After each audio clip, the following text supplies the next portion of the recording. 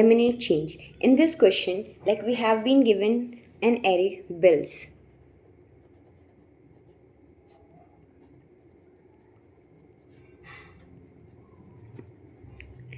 इस क्वेश्चन में हम लोगों को एक इंटीजर एरे बिल्स दिया हुआ है और जहाँ पे बिल्स आई शो कर रहा है bill of the aid customer. For example अगर कोई चीज़ जैसे कोई इंसान है कस्टमर है वो अगर एक लेमिनेट स्टैंड खरीदता है तो लेमिनेट के ईच लेमिनेट का जो कॉस्ट है सो वो $5 का है। सो कस्टमर जो लाइन में खड़ा है वो ₹5 देता है और अगर वो ₹10 देता है तो हम लोगों को उसका ₹5 का चेंज देना ज़रूरी है।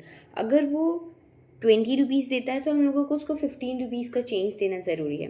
सो जैसे ₹5 देता है तो जस्ट उसको एक्सेप्ट कर ले। लेकिन अगर उसको 5 को इंक्रीज़ कर दो। अगर वो ₹10 देता है तो ₹5 एक्स्ट्रा बचा जो हम लोगों को चेंज देना है। सो हम लोगों को क्या करना पड़ेगा, 5 में को चेंज देना पड़ेगा उसको वापस। 5 को चेंज देने के लिए क्या करेंगे, अपने पास जितने 5 कॉइन्स है 5 कॉइन्स में से 5 माइनस माइनस अपने पास 10 कॉइन बढ़ जाएगा। फिर अगर वो ₹20 देता है तो हम लोगों को उसको 15 वापस करना है। 15 जब वापस करना है सो इसको देने के दो तरीके हैं, या तो 10 + 5 कॉइन दे सकते हैं या 3 5 के कॉइन्स दे सकते हैं। सो प्रायोरिटी ये रहेगी। प्रायोरिटी ये क्यों रहेगी, क्योंकि अगर हम लोग 3 5 कॉइन्स दे देंगे सो हम लोग के पास 5 के कॉइन्स कम हो जाएंगे $5। So basically we have to give 10 and 5 at the first priority and then look for the third 5 coins. It will be better approach. So सबसे पहले 10 और 5 चेक होगा कि 10 और 5 हैं कि नहीं। अगर वो हैं सो 10 कॉइन में से माइनस माइनस और 5 भी माइनस माइनस जाएगा। यहाँ रहेगा तो 5 में से 3 माइनस हो जाएगा। 5 कॉइन में से 1 2 3 5 5 जो होते हैं उसमें से 3 को हम लोग माइनस कर देंगे। ठीक है, अब इसका कोड लिखते हैं। स्टार्टिंग में इनिशियली हम लोग वेरिएबल्स बनाएंगे। 5 को 0 देंगे और 10 को भी 0 से इनिशियलाइज करेंगे। अब उसमें हम लोग एरे को ट्रैवर्स करेंगे। एरे है 5 5 5 10 20। सबसे पहले इस इधर आए। अब ये जो बिल है बिल्स का, इस बिल अगर ये बिल ₹5 के बराबर होता है तो just we have to accept 5। हम लोग बस अपने वेरिएबल 5 का काउंट जो है बढ़ा देंगे कि हाँ हम लोगों के पास ₹5 हैं, हम लोगों के पास 5 बढ़ गया। सो 5 अब कितना हो गया, 5 की वैल्यू हो गई, स्टार्टिंग में 0 थी तो अब क्या हो गई, वो 5 की वैल्यू 1 हो गई। जब इधर आए सो अगेन जो बिल है वो 5 के बराबर है तो 5 जो है वो अगेन बढ़ जाएगा। सो यहाँ पे 5 की वैल्यू 2 हो गई। अभी तक कोई चेंज नहीं करना देना है हम लोग को। यहाँ पे जब आएगा, यहाँ पे जब 5 आएगा अगेन जो 5 जो बिल की वैल्यू है 5 है। सो अगेन हम लोग 5 की वैल्यू बढ़ा देंगे। अब हम लोग के 5 की जो वैल्यू है वो 3 हो गई है।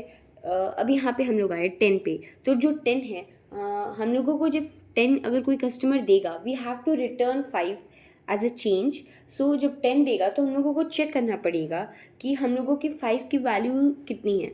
अगर 5 जो है, अगर वो हम लोगों के पास 5 के चेंजेस है नहीं, दैट 5 की वैल्यू 0 है, सो हम लोगों को फॉल्स रिटर्न करना पड़ेगा। लेकिन अगर 5 की वैल्यू एग्जिस्ट करती है सो 5 की जो वैल्यू है उसको डिक्रीज़ करना पड़ेगा। दैट इज़ 5 की वैल्यू अब 2 हो गई क्योंकि एक कॉइन ऐसे चेंज दे दी है और एक न्यू कॉइन आ गया, दैट इज़ 10 का कॉइन न्यू मिल गया। तो 10 प्लस प्लस करके 10 की वैल्यू जो होगी वो 1 हो जाएगी। सो अभी 5 की वैल्यू 2 हो गई और 10 की वैल्यू 1 हो गई। अब इसके बाद क्या आया, 20 आया। 20 आया तो 20 दे के चेंज देना है हम लोगों को 15। उसको देने के 2 वेज हैं। एक तो 10 + 5 दे सकते हैं, दूसरा 5 + 5 + 5 दे सकते हैं। सो 10 + 5 देने के लिए फर्स्ट प्रायोरिटी पे इसलिए रखा गया है क्योंकि अगर 5 के कॉइन्स हम लोगों के पास बचे रहेंगे तो आगे जो चेंज देना है उसमें हम लोगों को बेनिफिट होगा। सो 5 के कॉइन्स को हम लोगों को सिक्योर करके सेफ रख के रखना पड़ेगा। सो 10 + 5 हम लोगों की पहली प्रायोरिटी होगी कि हम लोग पहले इस टाइप से चेंज देने की कोशिश करें। सो 10 + 5 जो होगा, 10 + 5 में हम लोग क्या करेंगे, 10 + 5 में चेक करेंगे कि 10 और 5 के जो कॉइन्स, जो नंबर ऑफ कॉइन्स है क्या वो ग्रेटर देन 0 हैं, क्योंकि हम लोगों के पास एग्जिस्ट करेगा तब ऐसे चेंज देंगे ना। सो अगर दोनों ही ग्रेटर देन 0 हुए तो हम लोग 10 और 5 में से एक एक वैल्यू रिड्यूस कर देंगे और 20 का जो कॉइन है वो इंक्रीज़ कर सकते हैं। बट यहाँ पे जो है 5 और 10 में ही जो है चेंजेस पॉसिबल हो रहे हैं। सो 20 का यहाँ पे कुछ भी नहीं है, या तो वो 5 दे सकते हैं, 10 दे सकते हैं, 20 दे सकते हैं। तो यहाँ पे क्या करेंगे हम लोग, 10 को रिड्यूस कर देंगे। जब 10 को रिड्यूस करेंगे तो 10 की वैल्यू 1 थी, वो 0 हो गई। 5 की वैल्यू 2 थी, तो 5 की वैल्यू भी 1 हो गई। सो ये हो गया। अब यहाँ पे हम लोग का एरे ख़त्म हो गया। अगर सारे जो होते हैं, सारे कस्टमर्स के जो बिल होते हैं, वो उन लोग पैसे दिए, हम लोग उनको चेंज दिए और सारे कस्टमर्स ख़त्म हो गए। सो हम लोग को जस्ट ट्रू रिटर्न करना है। फॉल्स कब कब रिटर्न करना था? फॉल्स रिटर्न तब करना होता है जब हम लोगों के पास चेंज नहीं होता है। जैसे कि अगर वो 10 रुपीज़ दिया, और अगर 10 रुपीज़ जब दिया और हम लोगों के पास 5 के कॉइन्स नहीं है, 5 के कॉइन्स की नंबर की वैल्यू 0 है, तब हम लोग फॉल्स रिटर्न करेंगे। एक यहाँ पे केस बनता है।